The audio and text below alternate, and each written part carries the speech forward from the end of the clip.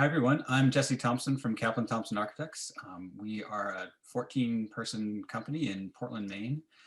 We're about 15 years old, and we founded the company on the phrase beautiful, sustainable, attainable. And that's still our goal. We started with a lot of single-family design. We have worked on we're doing a lot of multifamily work these days, nonprofit housing, some educational work. And so it's a big mix of projects. And I think we've been successful in being one of the few companies who have pulled off meeting the 2030 challenge for the last 2 years straight. And so here today, we're going to talk about a few things we've had success as a company of our size and how we've pulled it off. Hopefully there's some helpful lessons. But Ben and Kai are each going to talk about just a couple quick things that we do. And so I'm going to turn it over to Ben now to talk about some of our process. Hello, my name is Ben Bailey. I am a product designer at Kaplan Thompson Architects. I am one of a few dedicated staff members who oversees our project entries into the 2030 database. Our firm, as Jesse mentioned, was kind of founded on principles of sustainable design. And so the biggest challenge we faced when we signed on to the 2030 commitment wasn't in changing our business model in any way, but in the actual documentation and tracking of all of our projects into the database. The first few years consisted mostly of administrative staff scrambling and last few weeks before a submission was due to find and input all of the necessary information. We quickly realized that this task was better placed on actual design staff who had more knowledge of the individual projects and knew where to source each individual project's information a little bit more readily. So in years since, we've tried to ease that last minute workload by doing more consistent tracking throughout the year, which I can show you here.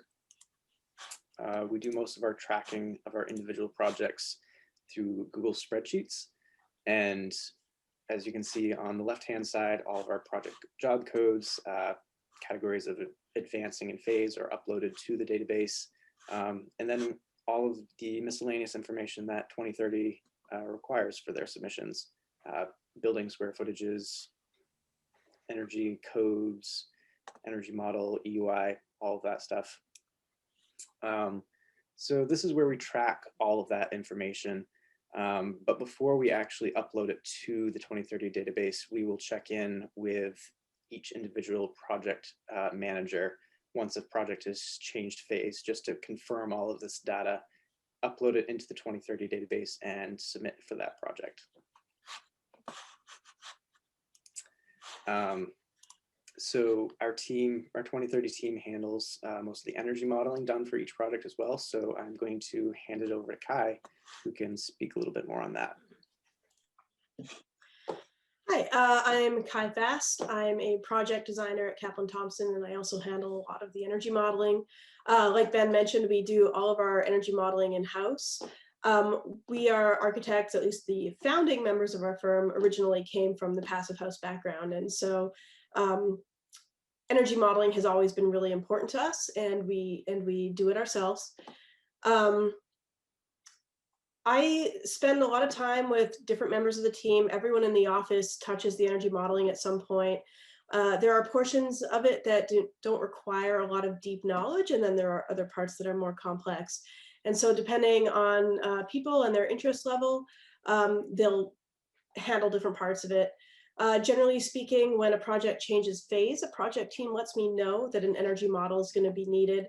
And then I'll work with that project team. Oftentimes they will prepare a SketchUp massing model that will be imported into Woofy, which is the software that we use, and provide relevant project information like what kind of assemblies are being used, what kind of windows are we putting in, what are the mechanical systems, and then I will input all of that into the Woofy model. Sometimes a member of the project team knows Woofy, in which case they will do the modeling primarily, and I'll just review it for accuracy. Otherwise, I do the Woofy work. Once it's done, I communicate the relevant data back to the team or directly to Ben, and then it can be input for upload to ARC 2030. Yeah, thanks, Ben. Yeah, thanks, Ben and Kai. Hopefully this is helpful. It's a window into what a smaller group can do it, and we've had really good success by meeting the goals and pulling off the DDX upload for the last few years. So it's really, it's been a team effort. It isn't, we don't have a sustainability officer in our company who is in charge of everything. It really is a group of architects, each coming together to work on their skills and interests. So hopefully this has been helpful. Thank you all. Well, that was a great start. I'd like to kind of emphasize some of the points that they made in the video, which I think will be helpful for you as you embark on this process. First of all, you notice that sustainability was part of the fundamental principles of this firm. It certainly is a lot easier to be successful in this program when sustainability is part of your design ethos and part of your approach to design excellence. That doesn't mean that you can't transform your practice and have sustainability become part of that ethos. So don't be afraid if it isn't. It can be an intentional shift that you make in the culture of your firm. Quality control is important in a lot of different ways, and embedding sustainability into quality control is very important. They mentioned talking about overseeing the data, both the analysis and the data that they port into the DDX system. One of the myth busters that we've seen in the 2030 program is people are afraid of how much time it will take. Once you understand how to do it and what to do, the data shows that it takes about 30 minutes per project to enter the data into the system. This is also a good point when they talked about their spreadsheet and checking in and double checking the data for lessons learned, which is a critical part of continuous improvement. A big lesson learned from many, many firms is don't scramble at the deadline. Try to build performance and data into your project workflow. And also try to distribute the responsibility for this to the project teams. You might want to start with a single person who is getting up to speed and can train everybody else and kind of oversee quality control. But really what you want ultimately is for data and performance to be part of your workflow. Doing this actually ends up being faster and easier on the firm. And it also helps to embed this into the culture of your firm and into the teams and how they function. You don't want this to be something outside of the firm. And you'll notice that they don't have a sustainability director. This is something, especially in smaller firms, smaller, medium-sized firms, that you can achieve more easily than in a large firm. And that is really to embed the sustainability principles, concepts, design approach across your staff and not just have one person hold all of that information. Now, they talked about energy modeling being in-house, and that's fantastic. If you think that's a direction you want to go in, that's wonderful, and you can do it. But don't worry if you don't want to do it and you still want to work with an outside consultant, that's fine. There are plenty of firms who do. But you want to make sure that it's built into your workflow and that you understand who needs what information. Timing and collaboration are key. And they mentioned Woofy and some other tools that they use. There are a lot of tools out there. So what you want to do is test and pilot and figure out what works for you, what works for the people who are going to be doing it, what works for your workflow and your budget. And don't hesitate to engage with the community. There are plenty of people out there who have been doing this longer and can share their experiences. Another thing you'll notice from KTA is a solid technical foundation. What you really need to do is invest in some education. AIAU has many, many courses, and there are probably local conferences and local AIA components that you can turn to. They mentioned a passive house background, which is a fantastic and important and timely thing to get educated in as one example. But having a solid technical foundation will help you understand how to shift your design approach, how to engage with clients, and more. And don't put all your eggs in one basket. Spread the knowledge around. Redundancy is an important part of resiliency, and that's organizational resiliency, not just design resiliency. So you want the education to be not just one person who's going to be the sustainability wizard in your firm, but start spreading that education around so that people understand and can internalize these concepts in their design.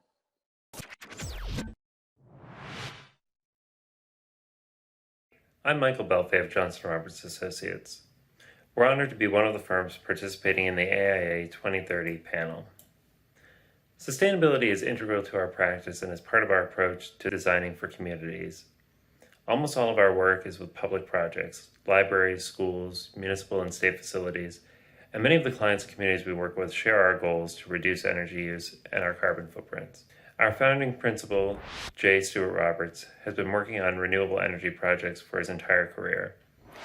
And since the founding of our firm in 1996, Johnson Roberts Associates has continued this focus on sustainability, with many of our projects utilizing various forms of renewable energy. One of the keys to our ability to meet the AIA 2030 goals has been the use of heat pumps and more robust building envelopes. By using these tools, we've been able to substantially reduce energy use without any major changes to our design approach.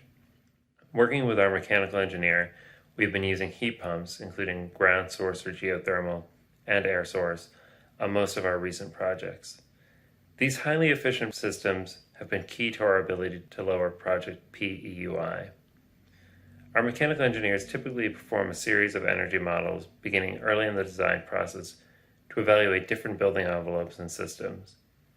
These relatively simple models allow us to show clients the life cycle cost savings for high-performance building envelopes and systems, and crucially, to let us evaluate different design strategies to meet our energy use goals.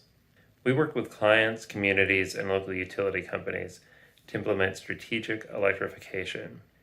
This way, new buildings and major renovation projects do not use any fossil fuels, enabling them to become carbon-free as the electric grid moves to carbon-free sourcing. Using heat pumps as our default choice for heating and cooling sets up projects to be carbon neutral ready, so that their carbon usage shrinks to zero as the grid moves to renewable energy. This effort began for us a few years back at the outset of the design for a library in a town with a municipally owned electric utility.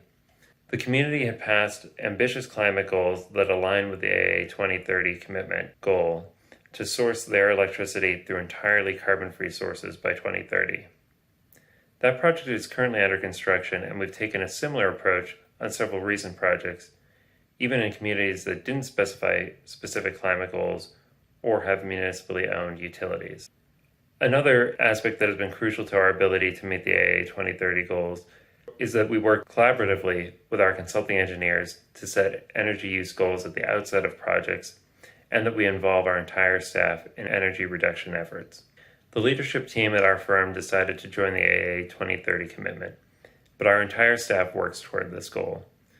We make sure that everyone understands the goals of the AIA 2030 and energy reduction, and that every member of our staff is responsible for documenting PEUI for projects they're working on.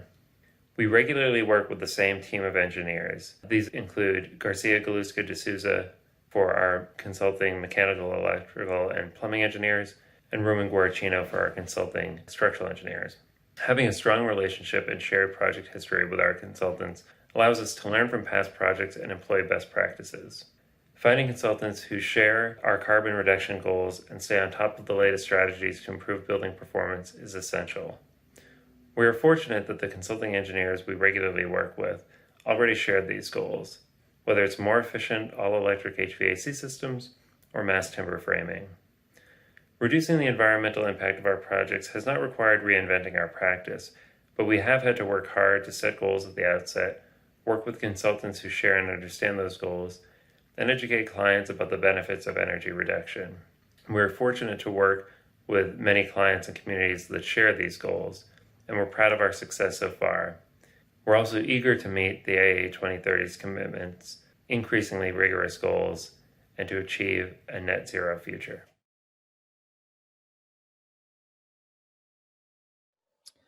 With JRA, we have another example of a firm whose commitment to sustainability was not recent. It started back in the 90s. And I think you'll see a trend that the bleeding edge, the early adopters of commitments like AIA 2030 are those who have great motivation or already embody the kind of values and commitment that this requires. So that is wonderful, and there are probably more of you out there, but don't be disheartened if that doesn't describe your firm. Again, you can get there, and it's more a question of if you make this commitment, what does that look like for you, for your firm, for your culture, and for the kind of work that you do. They mentioned that they had been doing this a lot with public projects, which are among the hardest projects to deal with for many structural and contractual reasons in terms of sustainability. So in a way, that's a double bonus, a double win for them. But they also mentioned that then they have been able to carry over their experience and promote the kind of, electrification, heat pump, building envelope strategies, even with clients who haven't asked for it. And I think that's another huge differentiation. Don't be afraid. Don't be afraid to lead your clients. Don't be afraid to educate your clients. Of course, the devil is in the details and how, and there are better ways to do it that are more effective. And then there are ways that just lead to conflict. But we can see that for firms who have done their homework, have built up their education, they are able to do it and they can get clients on board. So that's something to think about. That really, really means that you have to know your stuff. You have to know what works, experiment, try things, learn from others. In their case, heat pumps, improving the building envelope, they know what works. In more complex buildings with complex systems, firms have been able to look at the performance of their projects and correlate the performance with the strategies used. So that's another benefit of the 2030 commitment, is that it gives you the tools and the structure to enable you to do that and to learn from your work. And the other part that's important to that is that you have to establish your own minimum best practices that are internally driven, not just react to a client who asks for something. You have to determine for yourself, what is the minimum that you are willing to deliver? Placetailor mentions in their video that they won't design any less than passive house. Whatever your internal standard or best practice is, you need to establish it for yourself and implement that on projects. And there could be a minimum maximum, but it has been done, so it can be done. The other thing is your consultants. They work with consultants that they've worked with for a long time. In some cases, I hear from firms who have longstanding relationships, but they don't feel like their consultants are really aligned with them. So first, if you have a longstanding relationship, it's great to try and make that happen and align those relationships around common goals. But if not, you have to find someone who's willing to do that. And setting the goals up front consistently with your consultants' input and your client, and mapping and figuring out that roadmap of sequence, when analysis needs to happen, when feedback loops need to happen, whose eyes need to be on it. That's really important. And as with many of the firms in this series, the project teams own the performance and the reporting into the DDX. That doesn't mean someone isn't overseeing it for quality control, but you will notice that these firms, by and large, don't have a sustainability director per se, but they distribute the responsibility for performance and health and carbon throughout the firm. So for those of you who are new to this process and feeling overwhelmed by, oh my God, how are we going to hire and afford a sustainability director? And does that come out of overhead, or is it project-based? There are many ways to approach the governance and accountability for sustainability. but rest assured that you can integrate this into your practice without hiring someone completely new who is from overhead. And again, as we've seen with many of these, solid technical foundation is very important. They have background in Passive House. There are many other kinds of programs also to look at. But once you have your act together and your folks are educated and they own this, they own performance in the project equal to budget and schedule. So instead of budget and schedule, now you're looking at a three-legged stool that's budget, schedule, performance. And you could think of it as impact. That is going to put you on a path for success. Hi, my name is Taisuke Kikami, partner and director of sustainability at Feldman Architecture. Let's get started with presentation. I'm going to tell you a little bit about our firm. We were founded in 2003, a small firm of 20 to 25 people, located here in San Francisco Bay Area in Northern California. We have great leadership. What you're seeing here are group of leader partners and associates. And I just want to mention that within this group, which is about half of the office, we have myself as the director of sustainability and Ben as a sustainability design integrator. So two people within leadership who are focused in delivering on the company's sustainability goals and agendas. In addition, we also have what's called AOE, Area of Expertise. It's a group of people who are committed to specific goals within the company. And we have one for sustainability, which composes, it's led by Ben and has a number of people under him. So, I just want to show that it takes a real commitment within an organization. We're not the large firms, so you can have a department of sustainability people who's non-billable in doing R&D, but we are committed to allocating right resources so we can continue to make forward progress here. We are mostly residential farm, custom single family homes, although we do commercial hospitality and interiors work also. What we believe in, I think this is an important one. We believe in both delivering beautiful and enduring project, but that also has sustainability built into it. So I'm going to show you just a few projects where that hopefully speaks to it. Integration of PV into the skylight is what you're seeing here, green roofs.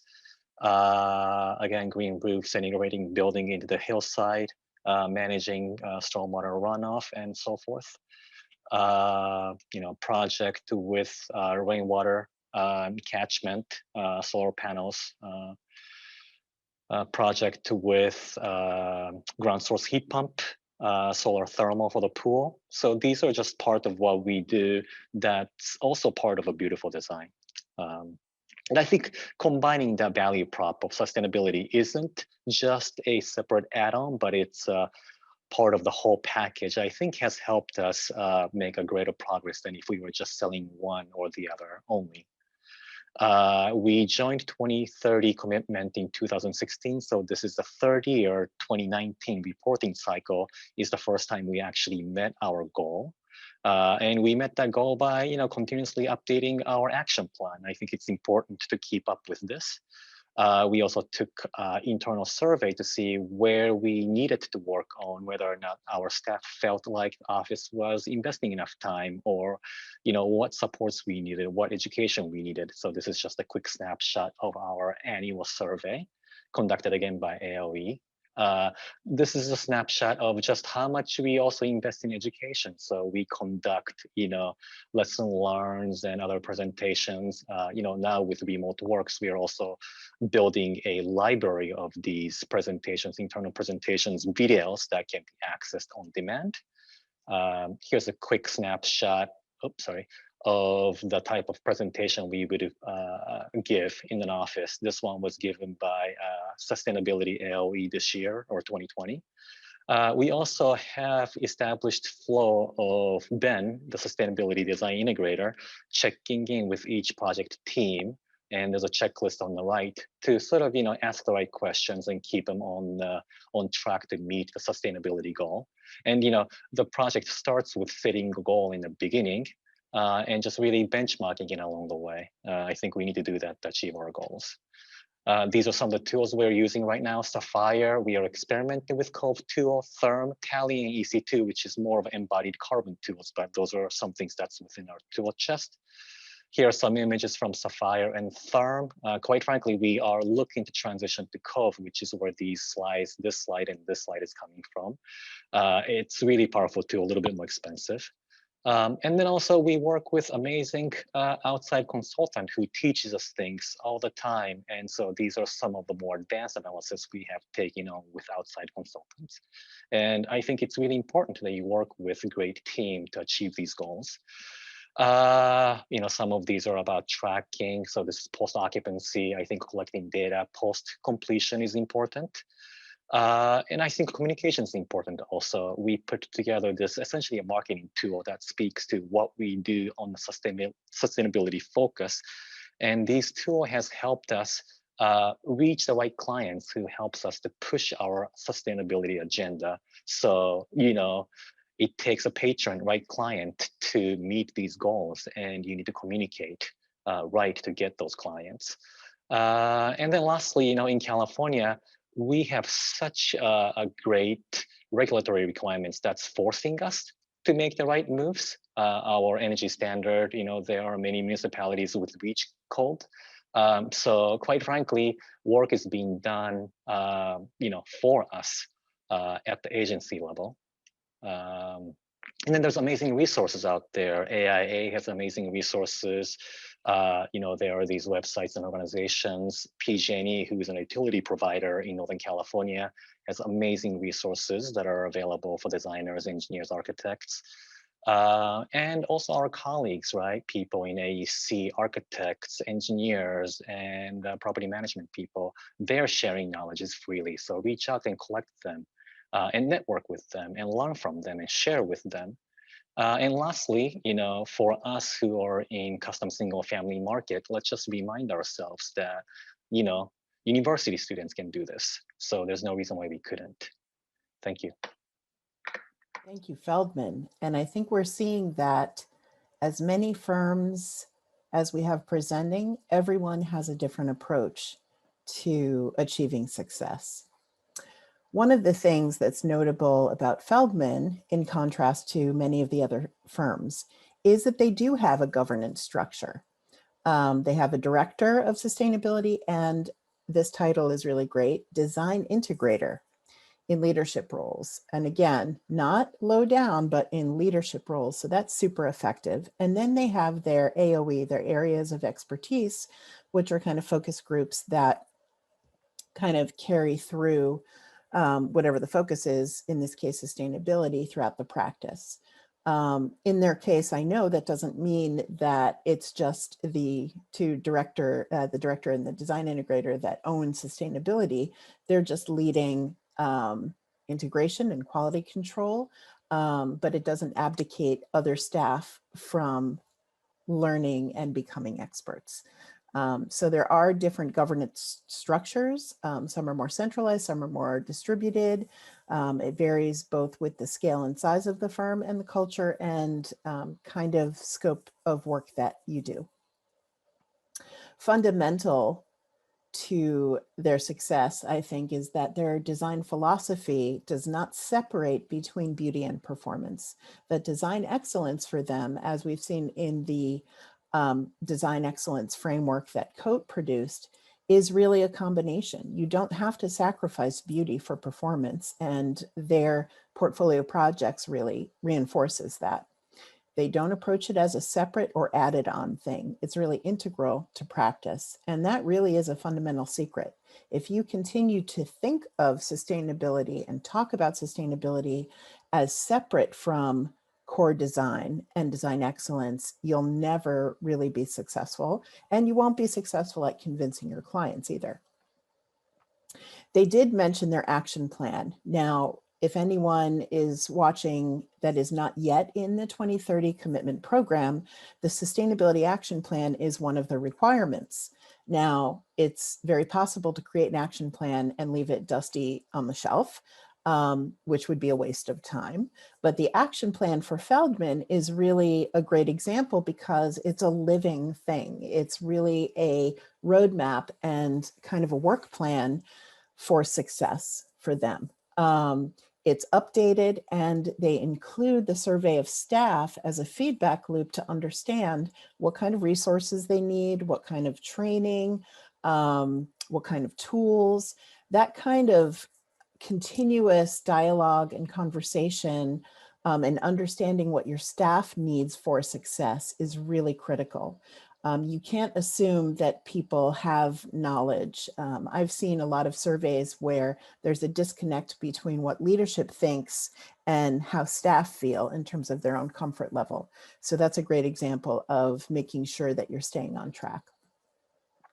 Post-occupancy evaluations, POE, and lessons learned are critical for that continuous improvement, and Feldman has that institutionalized. They look at post-occupancy, they look at their lessons learned, both from a design perspective and from a performance perspective. There are many ways to do that, but it also reinforces in their design culture that those things are integrated, that they're not separate, that you can't have a successful project if it doesn't perform well. Another incredible point that they make is the use of internal resources.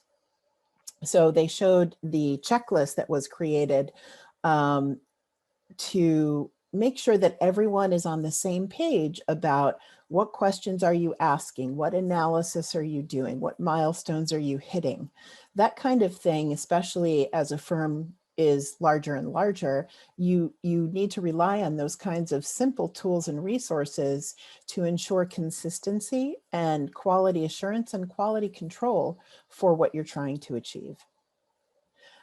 Another great point is about consultants. Now we'll hear repeatedly about collaboration, integrative design, and how important it is to really leverage consultants in the process and make the most of their input and expertise. But you can take that a step further too. Here you have these experts who are the deep technical wizards of their discipline.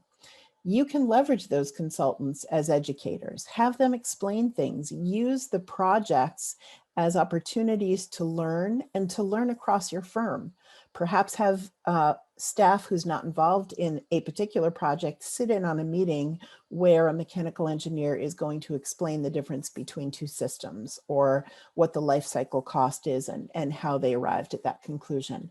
You're paying these people for projects, but you're not really extracting the value of their wisdom, perhaps.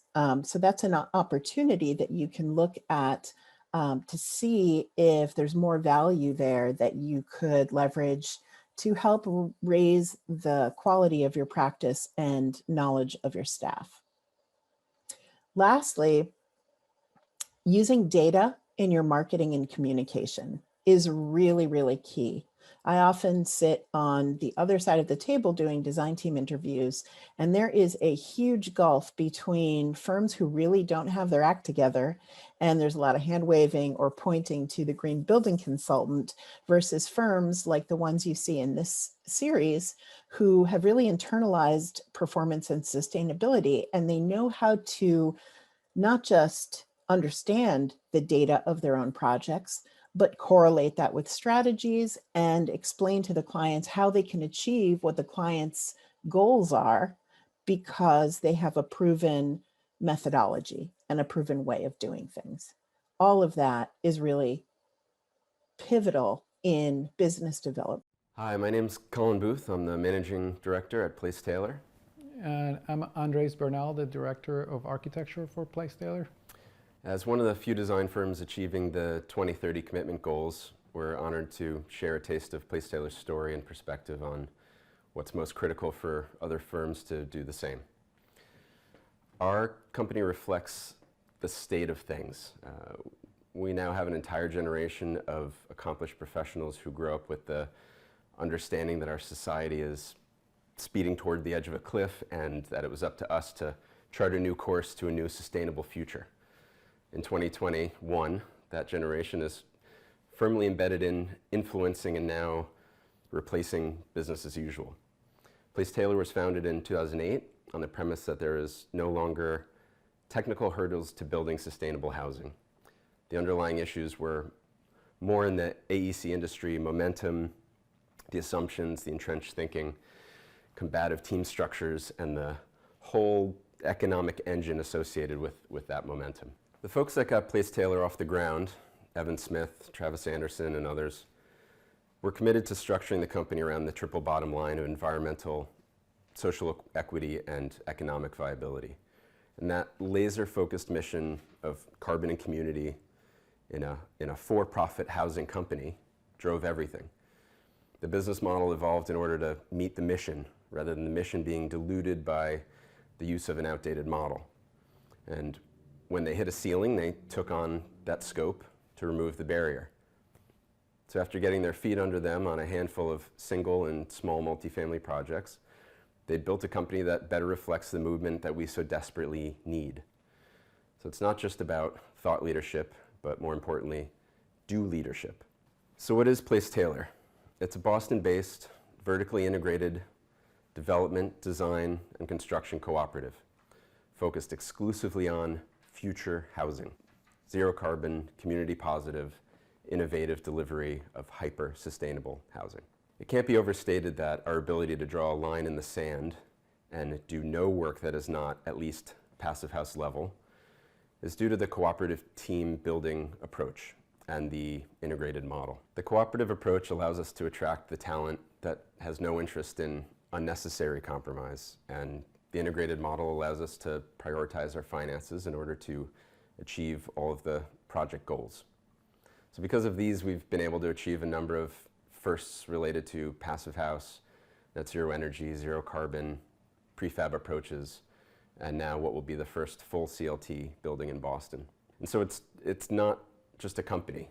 We look at it as a movement, and we're going to drive that movement forward cooperatively and with anyone else who shares that mission. So how does this culture land in the design studio?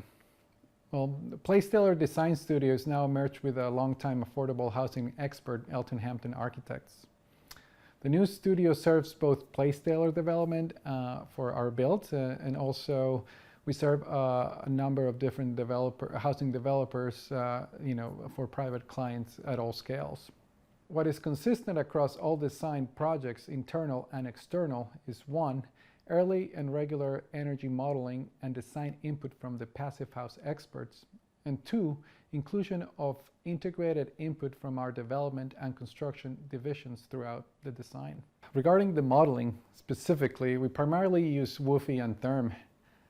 The team utilizes well-informed best practices when getting into concepts and onto the schematic design. The model is updated at each phase, whether going for certification or not, and is typically heavily informed by the MEP engineering. Baking in collaborative, integrated perspective is critical. There needs to be some common experience and understanding both upstream and downstream. Upstream, there are many assumptions that get baked into a developed pro forma, some of which are difficult to adjust once things get rolling. And downstream, it's incredibly helpful for designers to know how exactly the details and assemblies are internally put together in order to provide the best designs and quality control oversight. Our primary CPHC and Director of Innovative Design, Travis, is an architect, he's a carpenter, and he's also an energy design expert. He's a perfect example of integrated thinking. The breadth of his experience makes it possible for him to influence so much across the project, even beyond architecture. Even when his primary goal is to hit the carbon reduction goals. And so with the goal comes an absolute need for everyone up and downstream to be well informed about what the others are doing and how we are collectively pulling all the right levers across the entire process. And finally, we want to address what we see as the most common barriers for others, the ability to fully commit and the economic burden of high performance. From a marketing, branding, and business development perspective, many firms are racing to share their most compelling narratives around their commitments. and doing their best to make that land in their projects. There's plenty of passion and positive intentions in the design industry. But at this point, those narratives are common and uninteresting. The only thing left to do is only do sustainable work, to draw a line in the sand. For Placetailor, that commitment has become its brand, and its brand is everything. No one comes to us asking to do anything less than passive house because they know we don't do that. They come to us to do it safely, and that is what makes us different and provides a good positive feedback loop of mission, brand, and positive impact. Being able to also speak from the perspective of a developer, we can say that if you are delivering true future housing, better for the people, the community, for the workers, for the planet, your bottom line should be better than if you delivered the same old. Any minimal increases to shell construction costs should be more than offset by decreases to mechanical systems, decreases in operational costs, increases in the density that cities and communities are willing to support, increases in rebates or incentives, and maybe most importantly, significant increases in your sales or rental prices due to providing the sort of value-aligned product that so many Americans are waiting for. A home that facilitates a zero-carbon lifestyle is considerably more valuable than the extra studs, triple pane windows, or extra cellulose necessary to get there. At this point, you don't have to care about anything but your bottom line in order to justify the transition to future housing. You just need to find the right partners dedicated to doing it well. Thanks for listening. Good luck out there. Placetailor has a completely different business model from the other firms in this series, but I think there's a lot to learn from that. I love the concept of thinking about your business from a completely different perspective. They said we are a movement, not just a company, which is really based on their whole philosophy of not just thought leadership, but do leadership. You can't hide from reality. The urgency is critical and present. All of these things are our problem now, and we can't afford to hide our head in the sand. And that's great, and that's a sentiment. It probably keeps some of us up late at night, but they've found a way to translate those anxieties and those realities into action.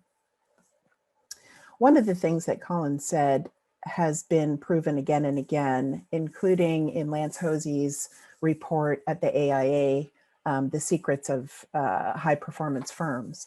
And that is that the barriers to achieving success are not technical and they're not strategies. We have everything we need right now to be successful. Sure, things will get better, but the barriers really have come down to our mindset, our default way of delivering projects, our lack of really true collaboration. And I think what they've done is really address those myths and not accept them anymore and say, okay, we're going to address them in really tangible ways. And their what if is all about the triple bottom line and basing a business model on the triple bottom line, where they've combined development, design, and construction. And I think one of the benefits for the rest of us from their business model is they're owning the entire life cycle, right? They have experience from the development of projects, also working for other developers, doing design and construction. So the mindset and the understanding of all that comes to bear holistically on the trade-offs and decisions that they make on a project basis. I loved also that they categorize compromises as unnecessary. Some compromises. There are compromises that you must make, but then there are a whole bunch of default compromises that are really a legacy of old thinking and constraints that we're bringing to our current reality. And that they have set that bar at passive house minimum. Really what that means is their culture is all about innovation, and innovation in a kind of applied way. They look at each opportunity really at its bare bones. What is the opportunity we can bring to this project without bringing the baggage of our history in this industry? They spoke about integration in a couple of different ways. First of all, in the process and how important it is that the energy modeling, that the constructability, that all of the wisdom of these different disciplines is coming to bear in a very effective way throughout the process. But it's also about the individual mindset and integration as a mindset. Now, one of the problems we face as architects is that in some ways we are generalists. We don't have deep expertise in many of the different disciplines, so that's why we rely on consultants. That doesn't mean that we can't internalize enough of the fundamentals and enough of the language and concepts that we can't evolve our thinking to be much more integrated. And I think that's a benefit of their practice, and they've proven that that really has an upside to it. And I love that they think about their practice from the brand perspective, and that the brand promise that they have, where their mission, their brand, and their impact are all interwoven. And they focus on delivering value, value on their own projects and the things that they develop, but also value for clients who are other developers, as opposed to thinking of first cost only. And I think as a whole, we need to shift our thinking from first cost to value. And in some cases, that means guiding and leading our clients to be able to think that way. Because I understand and know from experience that clients can be first cost focused as well. But Placetailor and others in this video have demonstrated and proven that this is a triple bottom, almost a quadruple bottom line, because it's also a business model bottom line.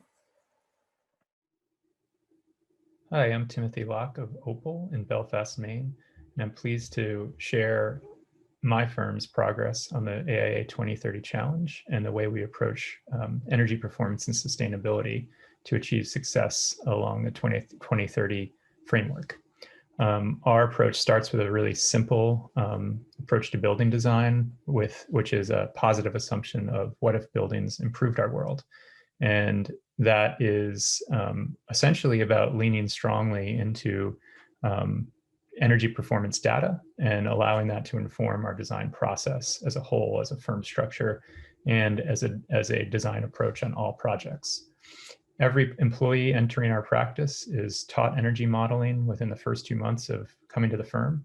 We have employees coming from all over the country to this remote location in Maine to take part in a design approach dedicated to building sustainability and lowering energy consumption in buildings. As I mentioned, that involves an understanding, a direct understanding that buildings represent between 40 and 50% of all energy consumed by sector worldwide. And that we also need to be incredibly sensitive to our footprint as an office. And so part of our AIA 2030 design approach is to make sure we're assessing not just projects, but also all of our employees' carbon footprints as they do work on projects. That has led to an alignment with lots of mission-aligned institutional clients over the years. And while we started with single-family residential with a dedication to passive house approach, other institutions have realized that being aligned with a firm that puts sustainability first, that puts building performance first, and that wants to seek the highest performance in buildings is something that helps them advance their mission as well. And that's proved pivotal to our pivot towards institutional projects over the last 5 to 6 years. That approach starts with Passive House. We were an early adopter of Passive House, designed the 12th Passive House in the United States, and since that curve has increased rapidly. And that baseline assumption includes the goals of 4.75 kBtu per square foot per year of energy for space heating, tight buildings, 0.6 air changes per hour at 50 pascals, and a total site EUI of approximately 24 kBtu per square foot per year. And it represents an 80% reduction in energy use over conventional buildings. And of course, that puts you in a great position to achieve success on the AIA 2030 agreement as well. As I mentioned, all of our employees are taught energy modeling from the beginning. We have our own proprietary energy model in the office and have decided to set our standards on passive house approach can apply to every project.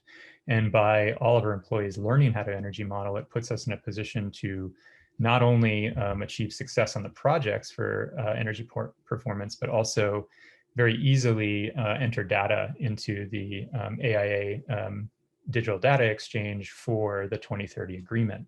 So we don't have an outsized onus, even as a small to mid-sized firm, in inputting data because everyone knows how to figure out a project's EUI, figure out a project's total heat load, figure out a project's energy use.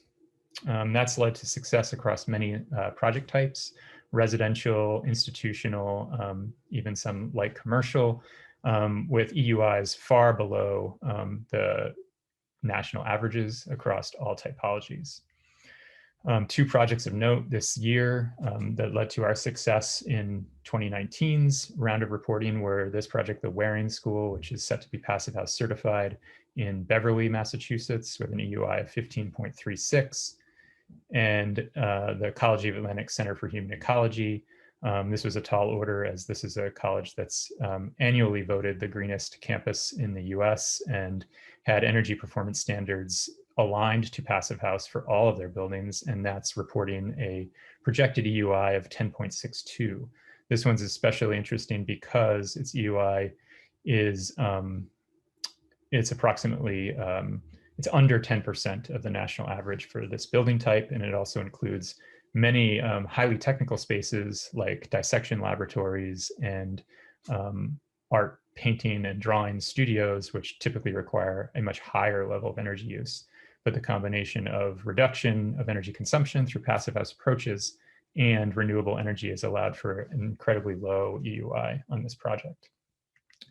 Across the board, we've been taking this tact throughout our entire history as a firm for approximately 10 years and are happy to report that almost all of our projects are below 25 in EUI, in a measured site EUI, in some cases into the positive territory with renewables, well below the national average, which is the bar you can see in red on the right.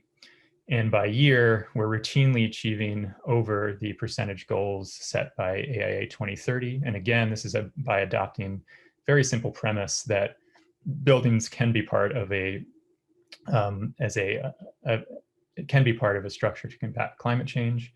And we're excited to see that a lot of our projects are beyond even the 2020 goal for AIA 2030, and we'll be continuing to ratchet it down in order to maintain compliance with AIA 2030 going forward. Again, for all firms out there, I would lean into this premise that buildings can improve the world, but involves deciding from the beginning at the mission level of your firm that you're going to take all your projects to as low energy consumption as possible. It's been a pleasure to speak with you. Thanks. Bye. Opal is another firm where we can see that having sustainability as part of the fundamental approach to design certainly makes things, I don't know if easier is the right word, but certainly streamlines your approach to transforming your practice. One of the things that jumped out to me from Opal's approach is their really strong and compelling vision. Having a vision isn't just an exercise on paper. What really counts about having a vision is how it manifests. And asking the question, what if buildings improve the world? That is such a beautiful and compelling idea, but they don't stop at the idea. What you saw throughout that 5-minute video was the ways in which they have tangible and concrete ways of manifesting that vision. I think what if is always a good question. When you're in a meeting and people are challenging or saying, you can't do that, there are some good questions to ask. And one of them is, what if, and what would it take to free people from the constraints that they're used to thinking in? In a way, it's kind of another approach to a Hippocratic oath. If buildings improve the world, then we are not causing harm. And I think that we could go a long way if we had an architectural Hippocratic oath. They mention onboarding new employees, which is definitely a critical thing. Looking at your HR or your onboarding process or whatever you have, making sure that the staff, especially design staff, understands how sustainability manifests in your workflow, in your operations. In their case, they train all the employees in energy modeling, which has definite upsides and benefits, like we heard from KTA as well. But that's an important aspect of building the firm culture, especially if you're not starting from a point where sustainability is part of your design approach. Speaking of culture, they mentioned that they look at staff footprints beyond projects. And that's another element of making this commitment feel real to staff. The last thing you want is to espouse a commitment or say that you want to design sustainable buildings, but then have behaviors and actions that undermine that verbal commitment. So what you want to look for are all the ways in which you can tangibly reinforce in the culture what your commitment to sustainability is. And looking at staff footprint certainly is a part of that, and it's part of the business's footprint in general. Another thing that they talked about, which I really loved, is the impact on business development. A lot of firms say, oh, but we don't have those clients. If we only had clients who asked for it. Well, what I've seen over hundreds of firms is that the firms who get those clients start with a commitment. They get their house in order first, and it's kind of like build it and they will come. You have to start with your commitment, with education, with understanding data-driven design and starting to look across your portfolio as they did. And that will position you to be able to be articulate, to be able to market, and to be able to align your firm with your clients' values and the things that are important to them. And that's really important for business development. And it doesn't happen overnight, but as they said in the video, in a span of 5 years, which is pretty fast, they've really pivoted their practice from residential design to this broader variety of project types, which are pretty significant. They also said, as many others have, the importance of education and a technical foundation, really understanding data-driven design. That can't be avoided. There are some firms that think that data is not part of the ethos of design or architecture, but data-driven design is just another quiver in your toolbox, to mix metaphors. And lastly, I kind of want to point out that unlike some firms, they have a 10-year track record of looking at their data, learning, and continuous improvement. That is so critical.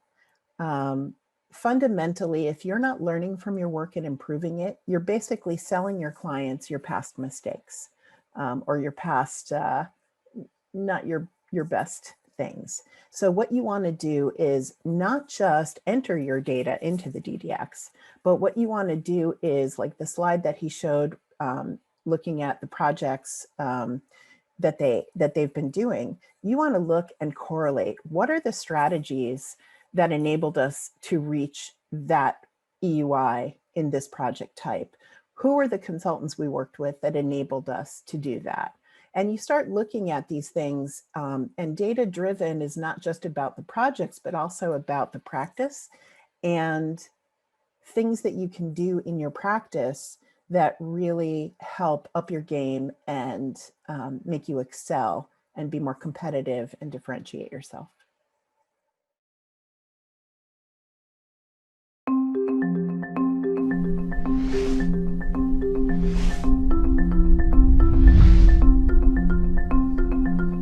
very early on, one of our founders, Joachim Grube, had a desire to work in developing countries.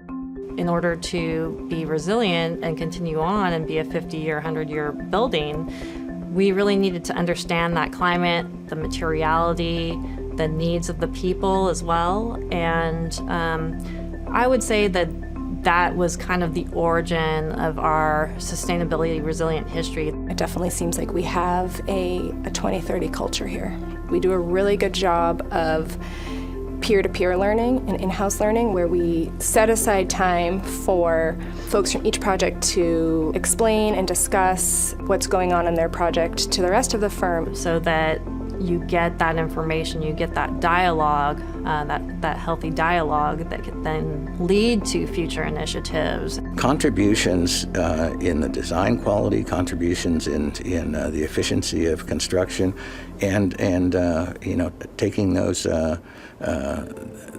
chances and things are something that people can sign up for and want to be a part of. I think one of the biggest things we've seen is even more importance on what we call an eco-charrette. It's been part of our approach, is trying not to sell, but to talk about what is the best process to get you the best building, and people are receptive. Analytic design, I would say, is finding out what are the requirements that a client or a building has to serve. We're talking about having the engineers and the owners and everyone's input be involved. And then going further are, you know, what are all of the climatic and site factors, and how do you put those together in a way that you can raise a brick in a way that moves men's soul. Doing that early and repeating it many times throughout the initial design of the project is definitely something that's now become second nature in our design process. One project that really exemplifies that is a local project here in Portland, which is a multifamily housing project. That was an example where we had to do a lot of solar studies, just figure out how we could maximize the site and orient the units to get as much natural daylight as possible. So you have to go back to some of the basics of understanding how to minimize heat gain, heat loss. It's so important to continue to evolve and improve in this industry. And that's why it's important to understand when you put something out in the world, when you design a new building, when it's built, to understand that it's performing the way you designed it to perform. And if not, then why isn't it? We've gone out and we've worked with, it's a group that you join. It's called the Center for the Built Environment. It's part of UC Berkeley. It's pushing sustainability research. And it's very much also related to our post-occupancy evaluations. They have forms and studies and information that can be fed in from those post-occupancy evaluations as well. With the 2030 commitment, our next step right now is we're starting to look at embodied carbon of the buildings we produce. And there's a move that we support as a firm in the United States. It's having some real impact, and that is for transparency and what goes into these materials. The PDX Operations Center, which is out at the airport here in Portland, and it's a really large-scale project. Together with the client, the Port of Portland, we investigated options for carbon sequestration in the concrete. Carbon is being stored within the concrete and essentially taken out of the atmosphere, which is a really significant gain for the process of making new buildings. Architects as a profession are somewhat risk adverse. We're perfectionists. We like to make goals that we know we can meet. And so I think one difference with our firm, one differentiator, is that we really have leadership and we have staff too that really want to push for the higher goals. It's only something that can fail that has a chance of really making a difference. And right now, the time is moving very quickly toward a tipping point, if you want to call it that. And it's all going back to that commitment to future generations and making sure that we are providing for their safety and security and comfort.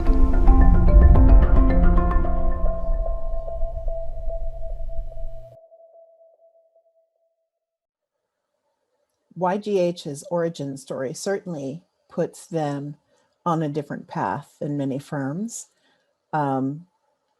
Beginning the firm history in developing countries where passive design is an absolute necessity when resources and labor are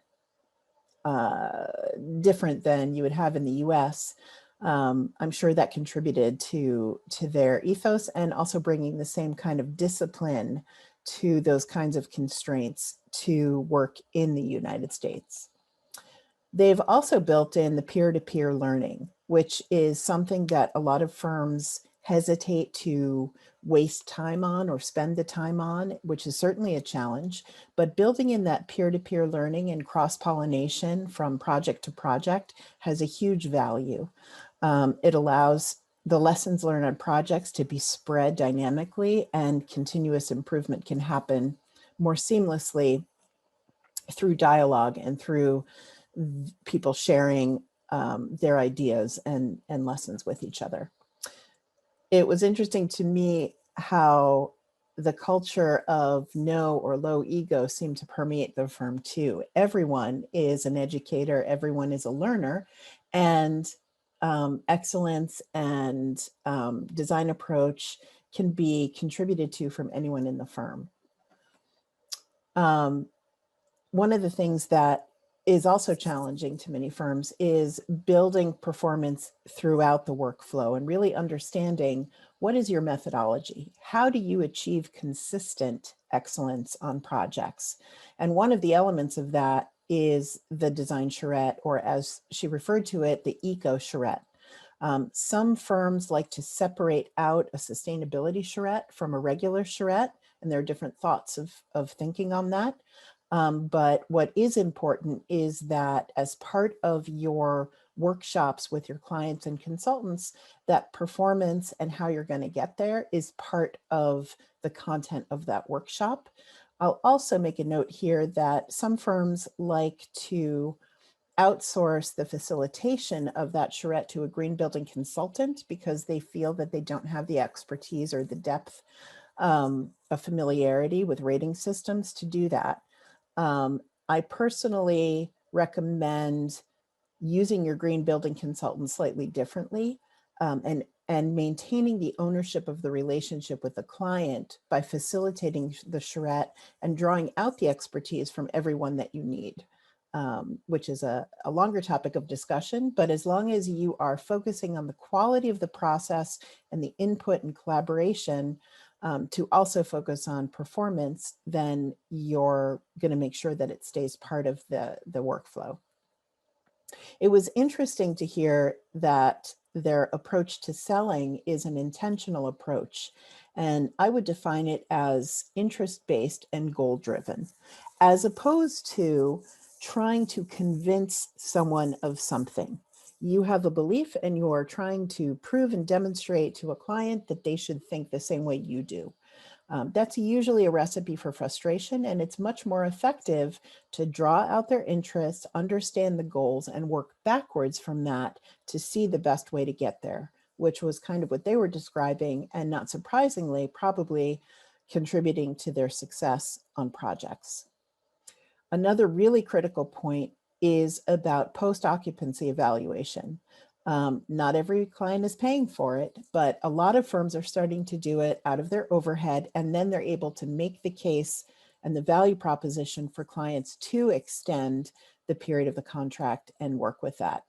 More importantly, you need to understand what works and what doesn't on your projects. So when you're setting a goal, predicted energy use intensity on your project, that's great. It's necessary, but not sufficient. What you also need to do is understand how that building is functioning once it's occupied. And then true success is really about closing that gap between predicted and actual, so that over time you have more control and more discipline to really close that gap as best as you can. The last thing that I thought was really compelling was the comment about risk and the fear to risk. If you set goals that you're comfortable with, then you're not going to achieve the kind of audacious performance that is an imperative today. You need to stretch yourself. You need to take risks within a tolerable amount. And part of that is not to be afraid of exploring things and figuring out how you in your firm, in your culture, can explore things within parameters that will inform the next step. You gotta be able to take those risks, calculated risks, with your client, with your eyes on the goal. And the bottom line is trying to provide more value and not cause the negative impacts that we have been causing by staying safely within what we already know.